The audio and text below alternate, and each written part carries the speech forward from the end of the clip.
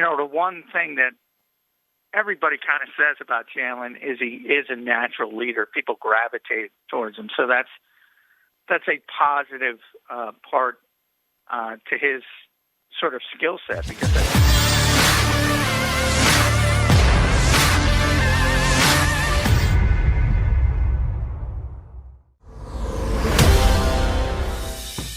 You're listening to the JAKIB Media Sports Network in partnership with AM 1490 Sports Betting Radio. Subscribe to the JAKIB Media channel on YouTube for access to all daily sports content.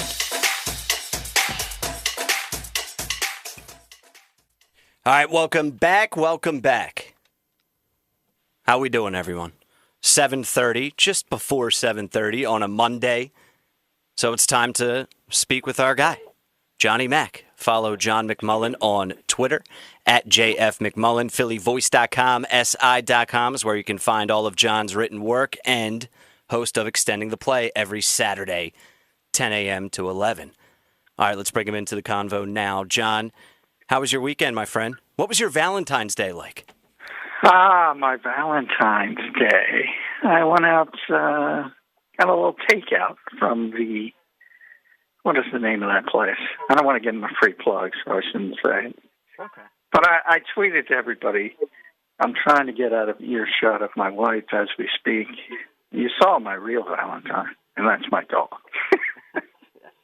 Absolutely, as it should be. It should be. Your dog is obviously the Valentine. Everything else comes second. Correct. All right, so here we are, man.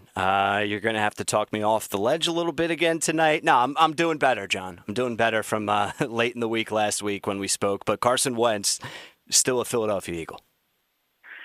Well, today was President's Day, so, it's a federal holiday, so maybe we can extend that to NFL front offices, obviously. Just kidding on that standpoint. But as far as stuff getting done, look, I mean, the Eagles haven't gotten an offer that they deem acceptable yet, and you have to wonder why that is. Is it because they think Carson Wentz is actually that valuable, or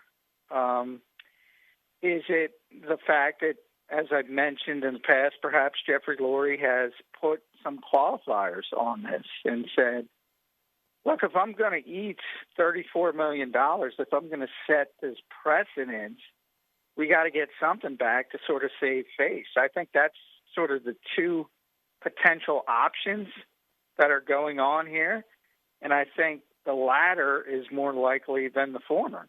Because if the Eagles, I've said it from the start, if the Eagles truly believe that Carson Wentz could become the quarterback again, that would be worth a Matthew Stafford-like haul, which is always the description given, they wouldn't be trading him in the first place. And by the way, the people that point out to say, well, he's unhappy, you know what? They would say, so what? You're under contract. Be a professional. Get in here and play. Can't have it both ways. That's what it seems like the Texans could do, right, with Deshaun Watson? Do you think that's possible? Yeah. I mean, for now, the Texans have no intention on trading Deshaun Watson. They have all the leverage. We'll see how far Deshaun takes it.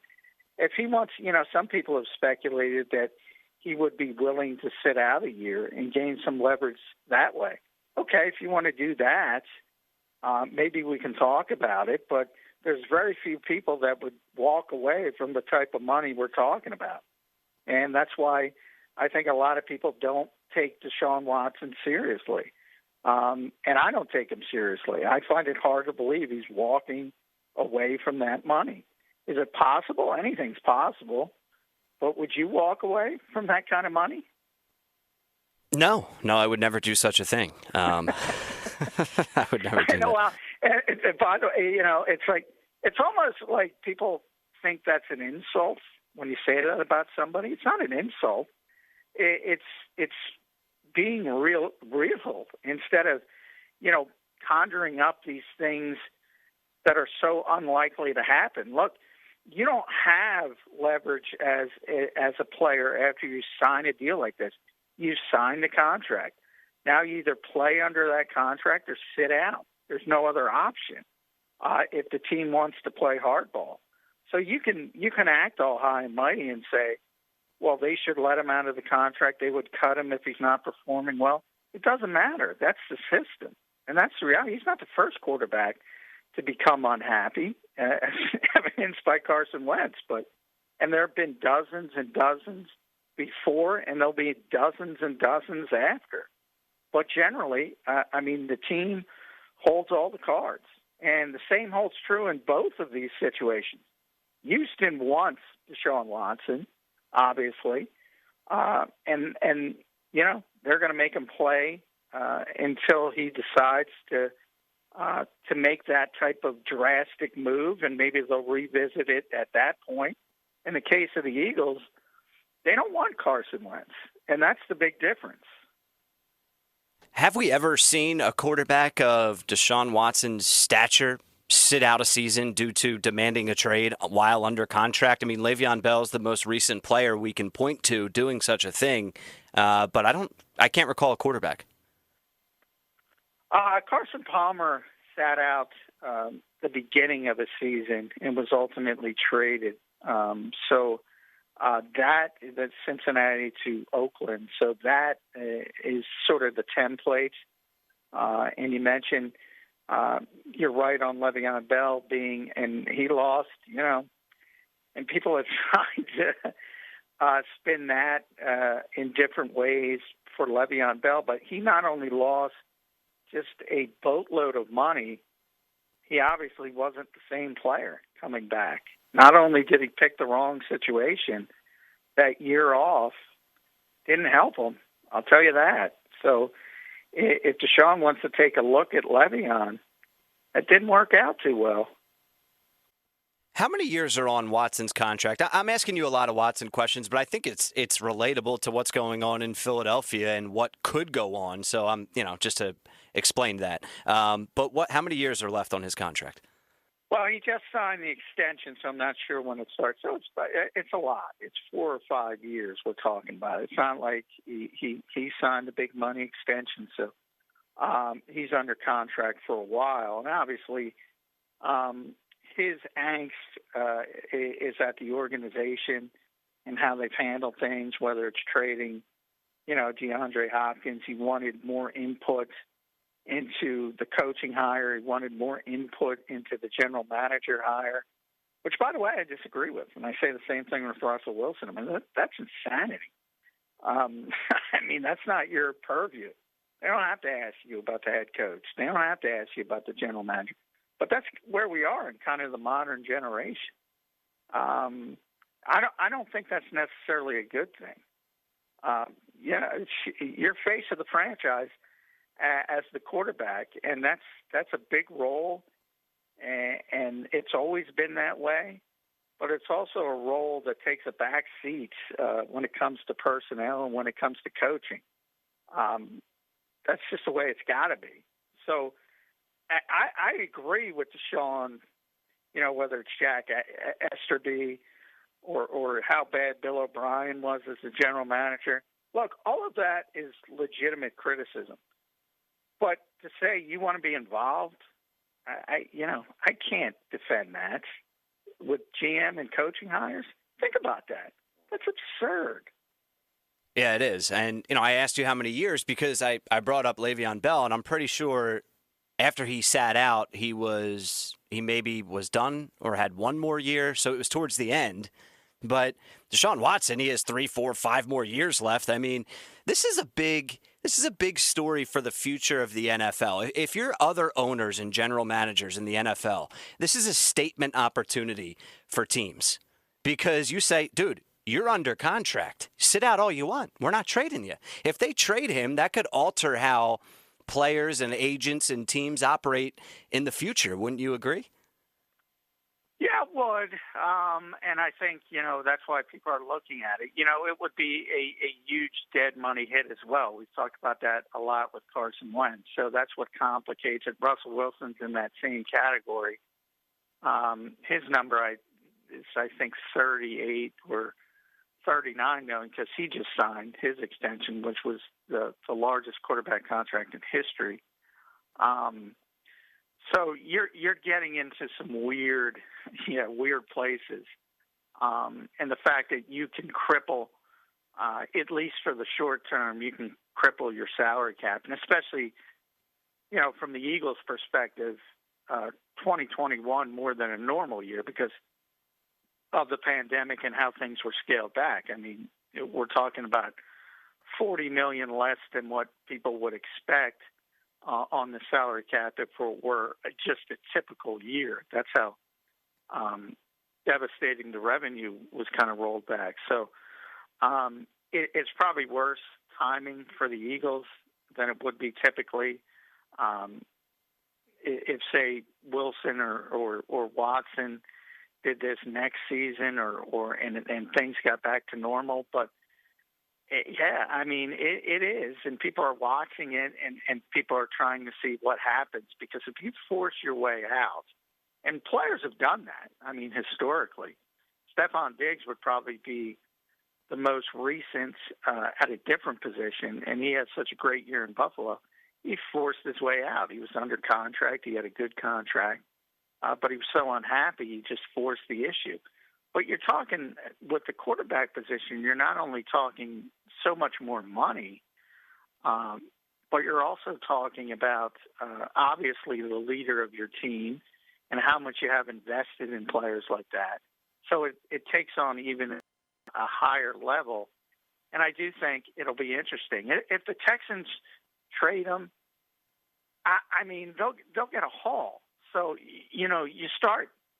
He probably wants to play for two teams. So it's Miami or the New York Jets. And if it's the Jets, for instance, well, you're starting with the second overall pick. So from there, you probably have two more first-round picks on top of it. You got a quarterback coming back, most likely. It's Zach Wilson in the draft, most likely. Or Miami, it would be Tua and a boatload of first-round picks. So, they'd be getting tremendous value. It's not the same as Carson Wentz, even with Deshaun's contract, because he's regarded as such a superstar player.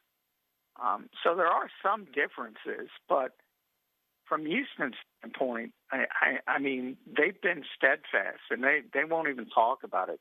People have called, and they won't listen at this point, and understandably so. Crazy. It's an interesting ongoing story. It's not going to end anytime soon, possibly very similar to the Eagles situation. John, you have an article posted today on phillyvoice.com. The Eagles have to figure out what to do at quarterback again. That's the title. There's also some clips of our previous conversations from late last week. But I just want to bring this up, one, to have people go read that article, and two, everyone, and this is just, I'm lumping people together, not literally, but everyone is saying, okay, going to get rid of Carson Wentz, Jalen Hurts time, going to get a receiver or a position of need at number 6. That's not limited. They have options here. Is Jalen Hurts the answer? Do they need another quarterback? Should they go a different direction? They have a lot of potential options. Howie Roseman could get really creative, for lack of a better way to put it. So talk about the position they're in at quarterback. We're also infatuated with Carson Wentz and where he's going to get traded, but there's much more to this offseason puzzle. Yeah, there is, and I've been a little bit surprised that people haven't gone that sort of extra step. I mean, the assumption, you're right, for the vast majority is, okay, you're trading Carson Wentz, Jalen Hurts as your starter. I don't think that's necessarily true. And if you're putting a percentage on it, I would at least go 51-49 the other direction. Just knowing how this organization regards the quarterback position, I don't think they're going to hand the keys to a second-round pick who was 53rd overall. In fact, I think him being chosen 53 overall shows the value they place on that position, in that, remember, at the time, they thought Carson Wentz was their guy. I mean, there was no even remote evidence that he was going to take this negative turn. And people speculated on, well, you should have gotten him more help. You should have done this. And all that hindsight of, say, having Jalen Hurts affect Carson Wentz's psyche. All of that is real, but that's after the fact. When they made that pick, there was not even a thought in the world, other than some concerns over Carson's injury history. That part of it was real. But they didn't take Jalen Hurts to push Carson Wentz. They took Jalen Hurts to be the backup, the cost-effective backup quarterback for 4 years, and they valued that position for obvious reasons. And, some Taysom Hill type stuff to do some, two quarterback stuff and all that nonsense. So to me, it points in the other direction. They know how valuable the quarterback position is, and they're not going to just rely on the 53rd pick in the draft, especially if you have the opportunity to get a player you think is going to be a superstar. Now, it always depends on your evaluation of these prospects. Now, Trevor Lawrence, you're not going to have an opportunity at. We all know that. Zach Wilson, you're not going to have an opportunity at. So it comes down to Justin Fields and Trey Lance. If you think one of those two guys is going to be a superstar quarterback in this league, and you're at number 6 overall, you probably take Lance at 6. Maybe not, though, because teams are so quarterback deficient. I know Pro Football Focus did a mock draft today. They had the quarterbacks going 1 through 4 because that's what happens in this league. Teams get antsy. So if you want a quarterback and you see a quarterback go off the board at 1 and 2, you might trade up to 3 to get Fields. And if you want a quarterback and you're behind the top 3, you may trade up to 4 to get Lance. But I always go back, Ryan, to what Howie Roseman said in 2016 when he took Carson Wentz and traded up twice to get him. He said, we're not going to be here, and when you are here, you have to take advantage. And he was talking about the quarterback position. So he's up there at 6, and there's 4 quarterbacks in the mix.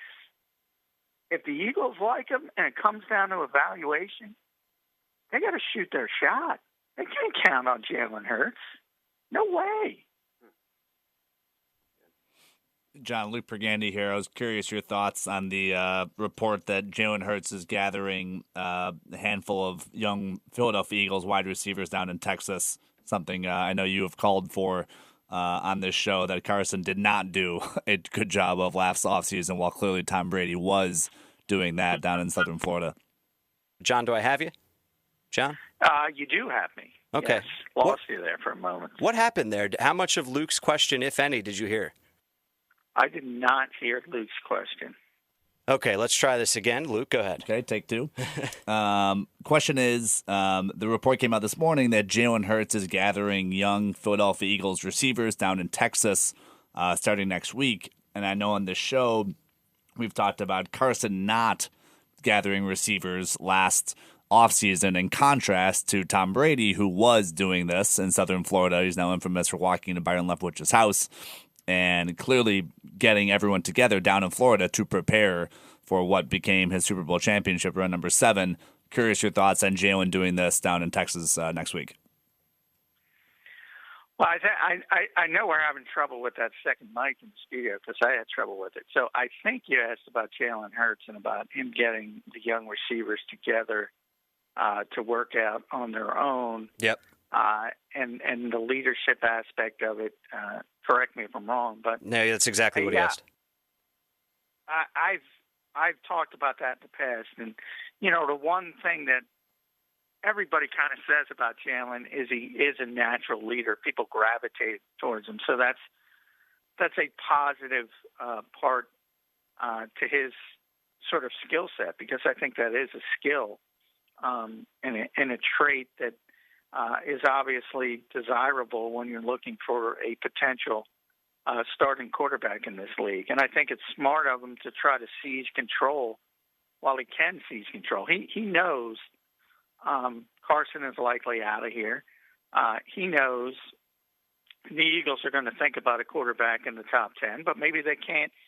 For instance, maybe they like Justin Fields. Maybe they think he's going to be a superstar, but they're not going to be able to get him at 6, and maybe they can't get up to where they need to get him. and then it defaults back to Jalen Hurts. So you got to do everything possible to put yourself in the best position to succeed. And I think it's always smart to do that off-the-field work. I think that was an underreported part of Carson Wentz's poor season, in the fact that he's a guy that really, really needs to stay on top of his mechanics.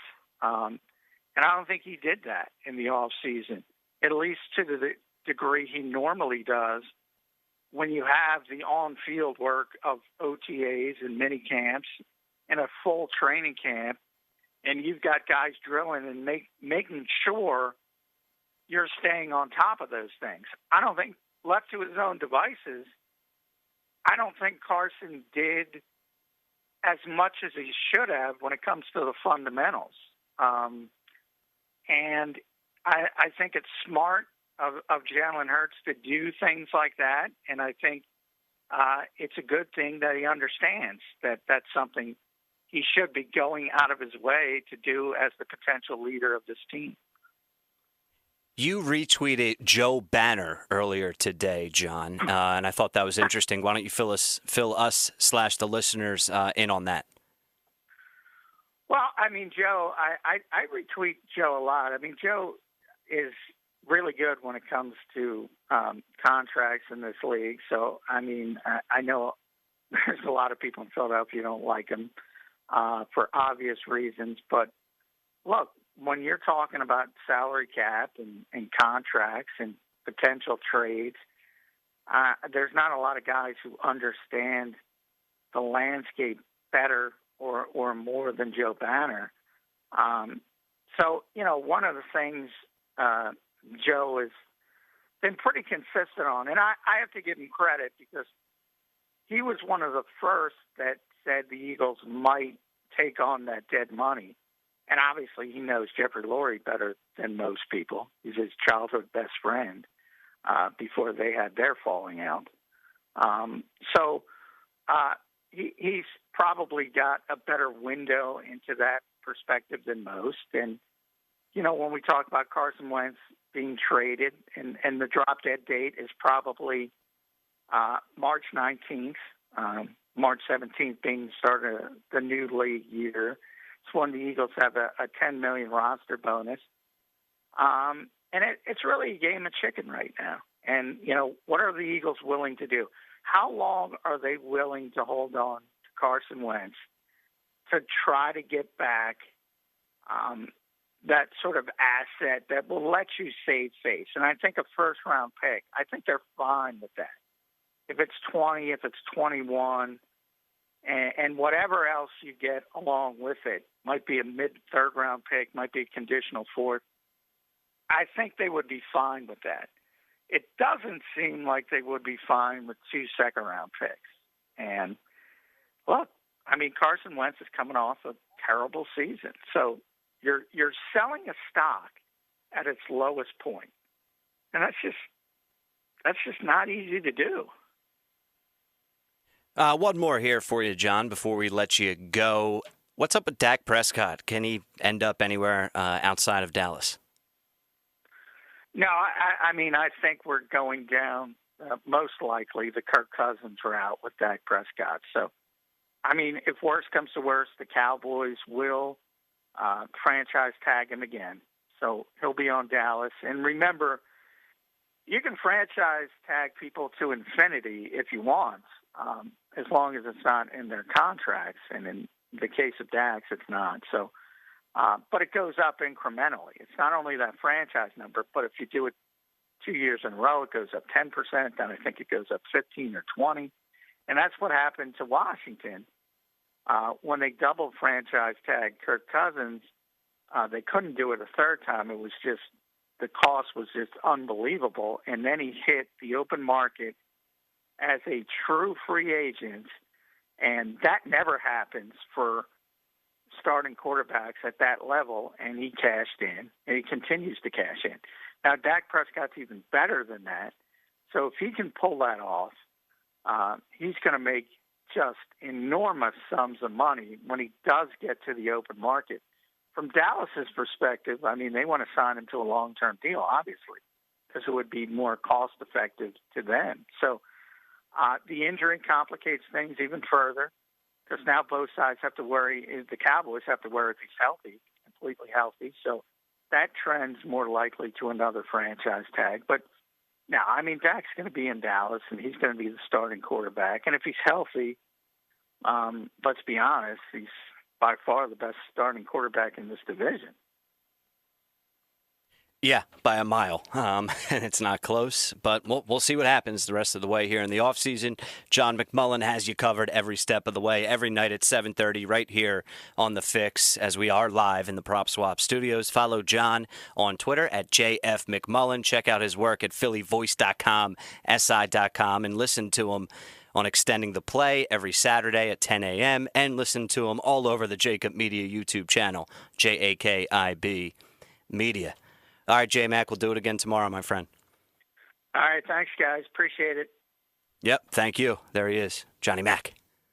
It's crazy. This offseason's going to be nuts with quarterbacks on the move and maybe not on the move, but there is a lot of possibilities, and we're just waiting for the shoe to drop, so to speak. All right, 1 hour down. When we come back, Luke and I are going to spend a few minutes with Sarah Todd, who covers the Utah Jazz, used to cover the Philadelphia 76ers. Those two teams are in action 1 hour from now. The Jazz 7-point favorites.